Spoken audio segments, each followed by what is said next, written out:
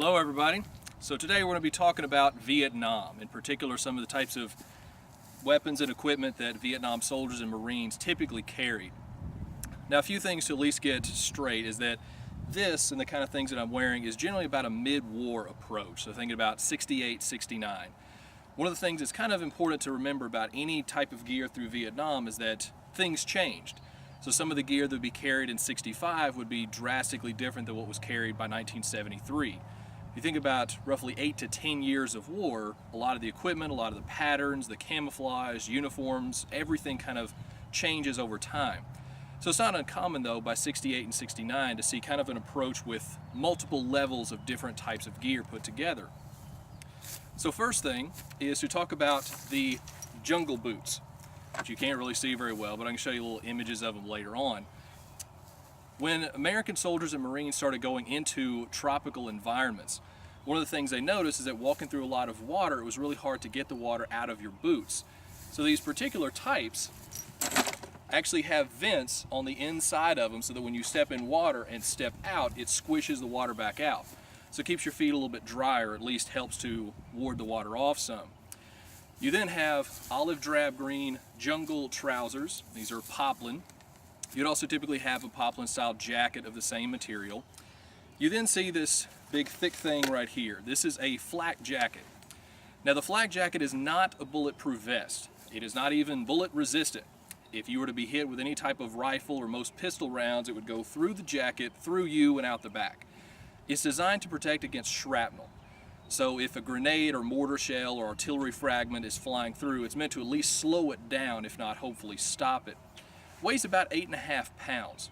And these would be issued, but not everybody wore them. Because again, it's 8.5 pounds of very heavy material, and walking around in humidity of pushing over 100 degrees most of the days, this would retain a lot of heat. Marines, on the other hand, were ordered to wear flak jackets at all times. So some guys you would see carrying them, some guys wouldn't. You then see all of this equipment that's strapped to me. This is the M56 type gear. Now this is made of heavy cotton, and inside of each one of these is the universal ammo pouch. This is originally designed for 2 M14 rifle magazines. It'll be 20 rounds of that. But they're more often going to be used to carry individual 20 round magazines for an M16. But they wouldn't be fully loaded with 20 rounds. In order to keep the spring tension, you only load it with about 18, so it's not quite fully compressed. Each one is designed to hold 4, but as you can kind of see, they're a little bit short for that. So you could also keep one laid across the top, or stuff a sock or something else down at the bottom so that they're actually within easy reach. You don't have to dig down in there to try and get one. So you see that I'm individually carrying 4 of these. I got 2 on each side. Now, each one of these ammunition magazines weighs roughly about a pound a piece, give or take. So each one of these you're thinking about 4 pounds in this. So that's already a lot of weight. You also have the M7 bayonet, which you can see right there, that looks, bring it out, like this, attaches to your M16. You have a bayonet, and you also have canteens, these 1-quart plastic canteens. Now each one of these will weigh roughly another 3 pounds or so fully loaded with water. I have 2 of them on me right now, but most soldiers and Marines would at least carry 4, if not more. Sometimes you'd see guys carrying upwards of 6 or even 8 strapped to other packs and other types of gear. Water is one of the few things that you really needed to have a lot of in Vietnam.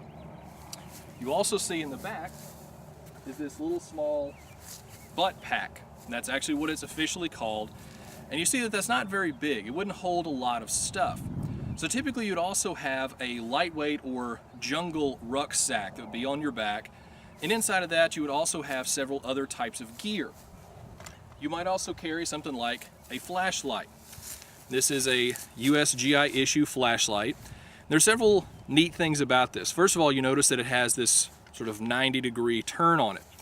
Part of that is that you could clip this and actually be shining the light in front, but it's also a lot easier on your wrist and hand to hold a flashlight this way than trying to hold one like this and shine at anything you're trying to look at.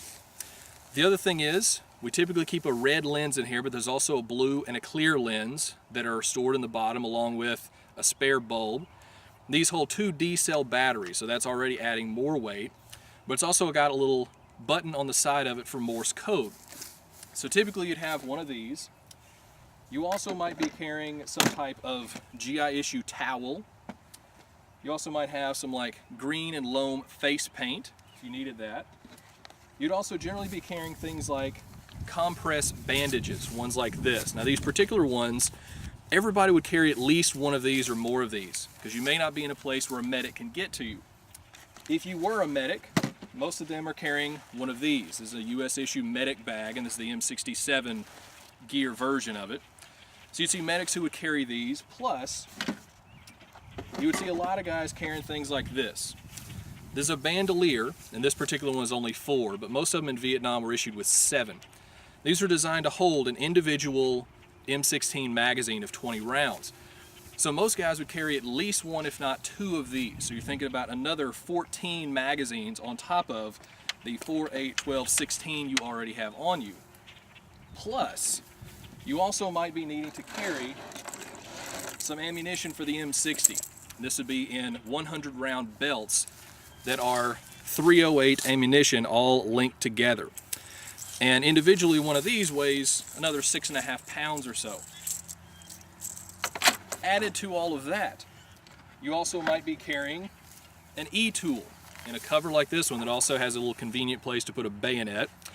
Now this E-tool is simply a folding shovel that when you basically undo this little knob right there, it'll fold into a full-size shovel, or you could fold it into like a pickaxe. Useful for digging trenches or filling sandbags or anything like that.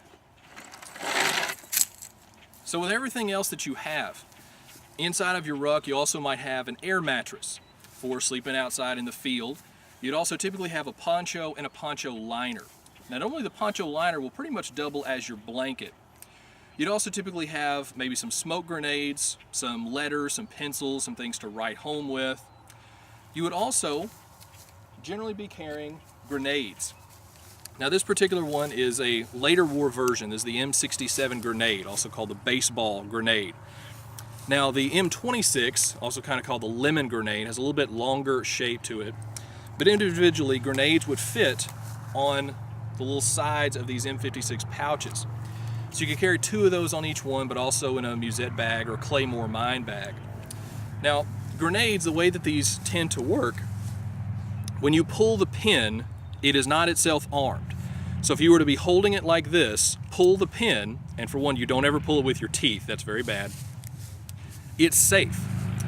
The spoon is what will arm it. When that thing right there flies off, that's what actually arms the grenade. So if you're holding on to it and you pull the pin accidentally, you can still find the pin and replace it, and it's safe again. So you generally keep several of these, and these weigh a little bit over a pound apiece themselves. So what all this adds up to is a lot of weight. Just individually what I've talked about, from your canteens plus ammunition for an M16, M60 bandoliers plus your flak jacket, plus a rifle fully loaded, is upwards of 70 pounds by itself, which is not including the ruck and everything in it, plus your helmet. So when you think about guys who are going out into the field, there's a lot of stuff that they have to carry. It is very, very heavy, especially every little individual pound will add up over time. Particularly if you think about even like your school books that you're carrying in a backpack. Just a few of those added up is a lot more weight than what you think it is individually. Compare that though to what the enemy is carrying. Now here we see one example of what the enemy's ammunition pouches look like. Now this is for an SKS. So inside of each one of these little pouches would be a 10-round stripper clip for 7.62 by 39 millimeter rounds for an SKS. You'd also have these that are larger pouches for AKs. They'd also typically carry a single canteen like this one. They would also have just an individual pouch. Now this one is for an RPD, so this would be for a drum magazine, but this would be useful for any kind of stuff that they need to carry, individual stuff. Most of their food is carried in something just like this. There's a simple cloth bag to hold rice. So an enemy soldier, particularly in the Viet Cong, could be using one of these full of rice, and this would be enough to last for a couple of weeks. So the enemy is able to move a lot faster than American soldiers and Marines, but American soldiers and Marines can be resupplied a little bit easier, and generally our stuff was a little bit better quality, depending on what it was. But when it comes to food, since the enemy's typically eating rice, American Marines and soldiers are being fed with these. These are C rations. So here in just a second, I'm going to show you the inside of one of these boxes, and we can check it out a little bit closer. All right, so here we have the beefsteak B3 unit C ration. Now individually, one of these weighs about 1.6 pounds. So inside of every individual C ration, you'd find several things. In the top, you'd have a little plastic spoon for obviously eating with. You'd have an accessories pouch, we'll look at here in a second. And then you'd have the main part of your meal. So in here we see crackers and candy. We see cheese spread. We see your side dish of pears. And then we also see the main meal portion, which is, in this case, canned beef steak. Now, individually, one of these was going to be about 1,200 kilocalories, so it was designed for you to be able to eat 3 of these a day. But for most guys, that's still a lot of weight at 1.6 pounds apiece. So what you could do is carry 1 to eat every day, and then have some extra crackers and candy or extra peanut butter or anything else wrapped up down into a sock, because there's a good way to keep it from rattling together. Now, whenever you got done with one of these meals, you also had to make sure and police up all the cans and everything that you use, because even the trash could be used by the enemy. Particularly a can like this. You see, this is an empty can. Taken with one of these, this would be a good way to make a booby trap. So what they could do is to put a grenade down inside of this with the spoon, as we talked about, that is now sealed, pull the pin so that the spoon is still attached, and attach that to a tripwire. So somebody walks past and pulls the grenade out of this can, it'll go off. So everything you had to make sure and police back up. Now inside of your accessories pouch are several little things that you might want, like chiclets, little gum. We have some damp matches. Now it doesn't mean the actual matches are damp. They're not waterproof, but they're designed to be typically working in some type of wet environment. But most soldiers and Marines would carry some type of Zippo or other lighter. You also have some iodized salt. We have some non-dairy creamer. We have your instant coffee. We also have a little thing of sugar. And we have down in there this little guy here. This is the P38 can opener. Now the way that this works is that it hooks onto the side of the can, and as you pull down and twist, you'll open the can that way. And these do actually work. You also have inside of there one of these. This is toilet paper.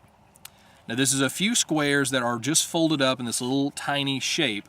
Now the way that you're sort of supposed to use this is completely taking it, unwrapping it, so it's several squares about this big, wipe with it, and then carefully peel off the individual layers you don't actually need now.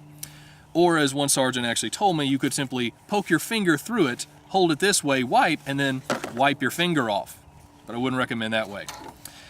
So inside of here you have a lot of things that you could use. Now typically they also had a little 4-pack of cigarettes of various brands, and here this is a reproduction one of these little Marlboros.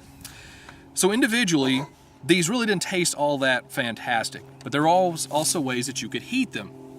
Now, because these are metal cans, they also came with a little trioxane fuel bar, so it was a little tab that you could set on fire and it would heat an individual can. You could also take a little marble-sized piece of C4 plastic explosives from a claymore and set it on fire and actually set the can on top of it and it would heat it. C4, even though it's a plastic explosive, still requires an actual detonating device, so it needs a blasting cap or something like that. Just setting it on fire isn't enough to actually set it off.